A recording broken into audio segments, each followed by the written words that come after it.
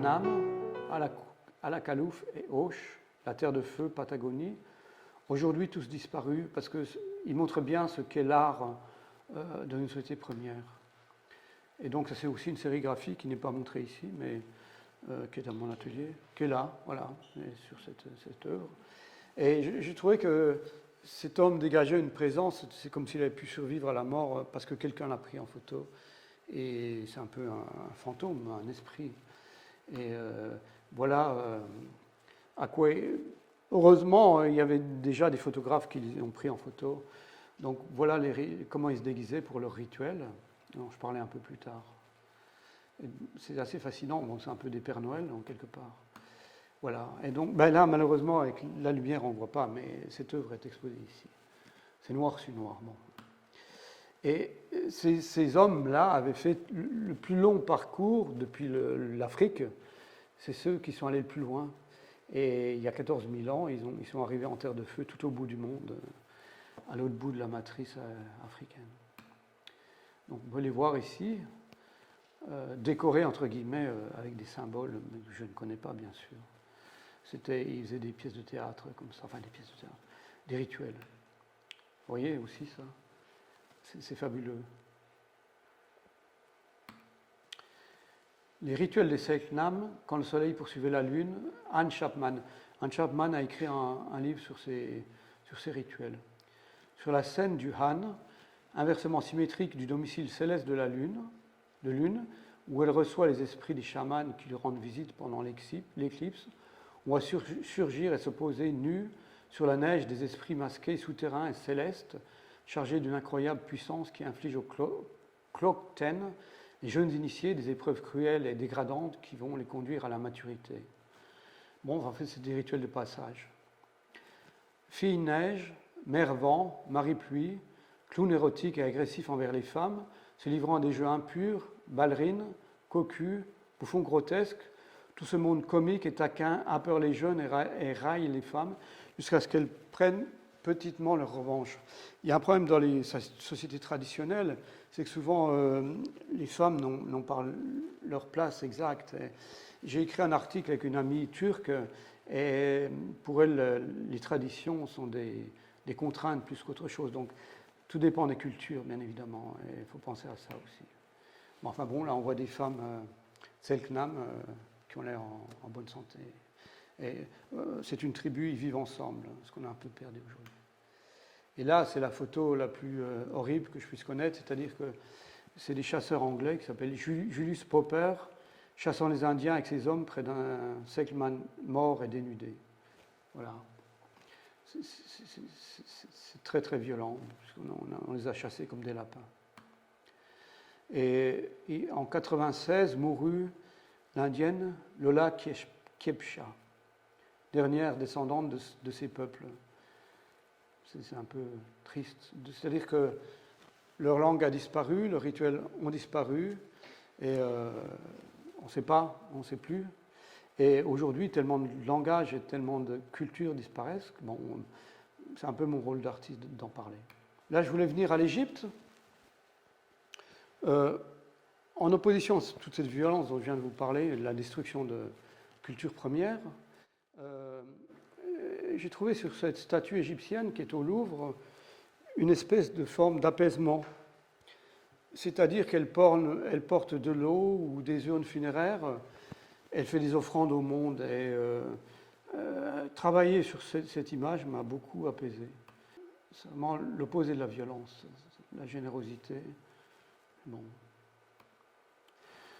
Et en 2007, j'ai commencé une série qui s'appelle Sky Umbilicus. Il y en a qui sont ici.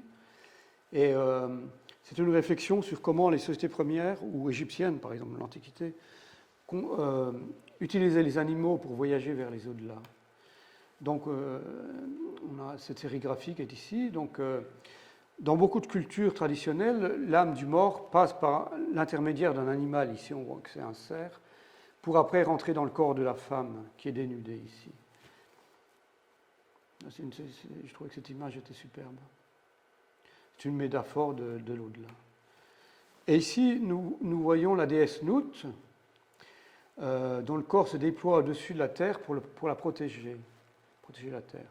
Ses membres doivent toucher le sol et symbolisent les 4 points cardinaux.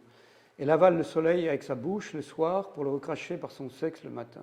C'est tellement beau et ça symbolise aussi notre vie quotidiennement, les rites cycliques du sommeil, de l'éveil, de la nourriture, de la sexualité. C'est quelque chose de complet et il y a les piliers du ciel qui la soutiennent ici, comme des Y. Et là, on voit le taureau Apis qui emporte la momie dans l'au-delà. Voilà. Je trouvais que c'est une image que j'ai prise au Metropolitan Museum et je trouvais que c'était très beau comme symbolique.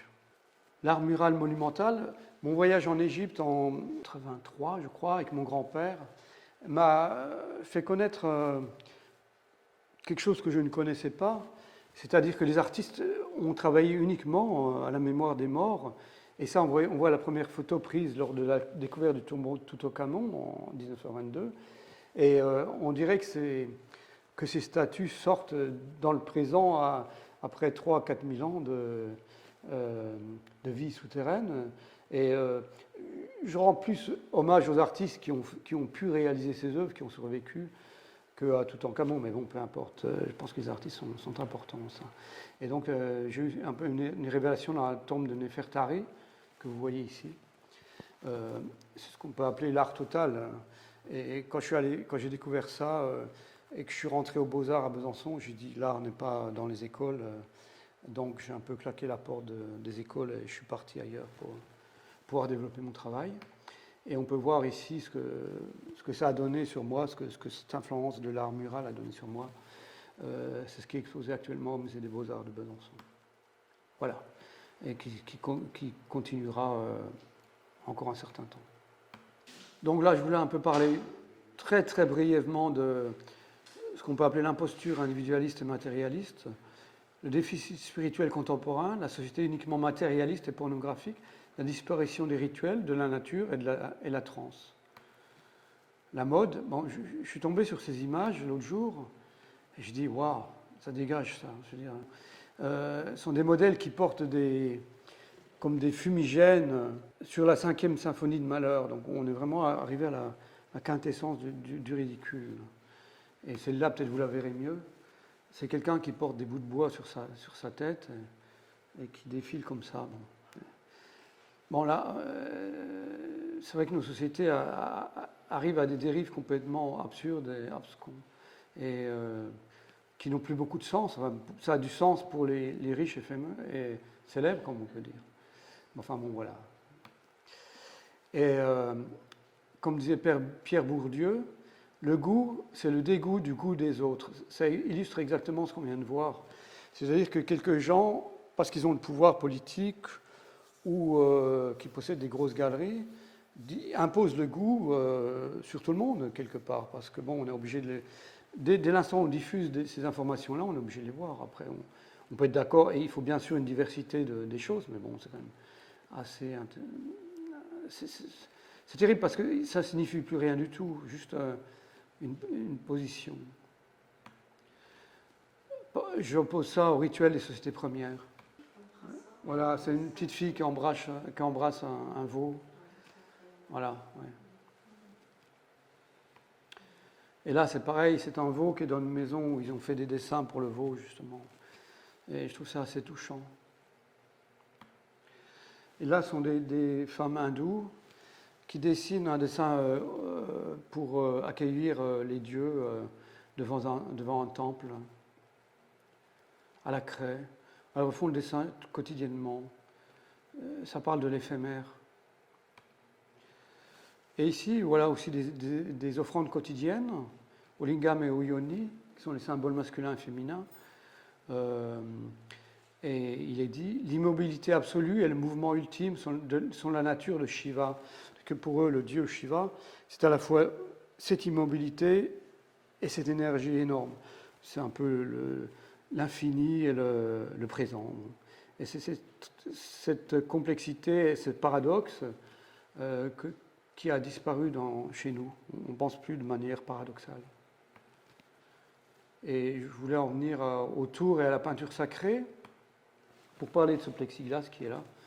J'ai découvert cette image l'autre jour, c'est-à-dire c'est une statue indienne qui a été découverte, et autour de la statue, il y a tous cet ornement qui la met en valeur, qui la définit comme œuvre sacrée.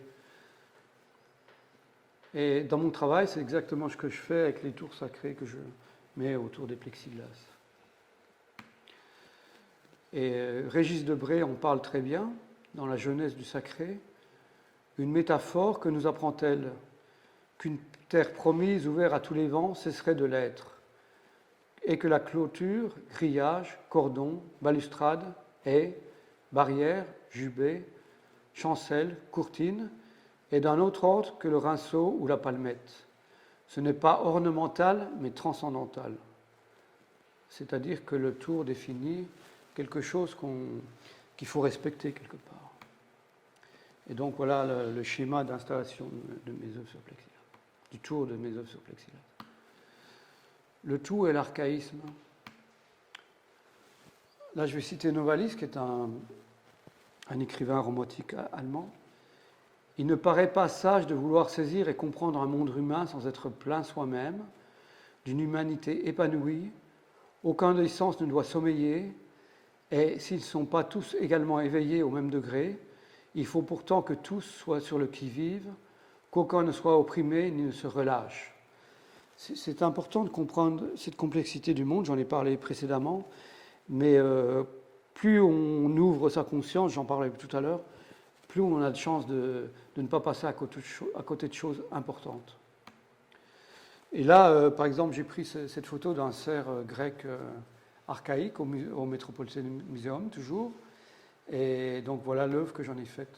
C'est une œuvre sur papier, grand format. Et c'est une œuvre que j'ai également imprimée sur plexiglas. Et ça, c'est un gribouillis. C'est des gribouillis érotiques avec un gribouillis que j'ai fait moi-même. Parce que justement, je veux entrer aussi dans le chaos. Parce que souvent, nous trouvons dans le chaos la force de créer, la force de création. C'est important de travailler avec toutes les énergies, comme j'en ai parlé précédemment.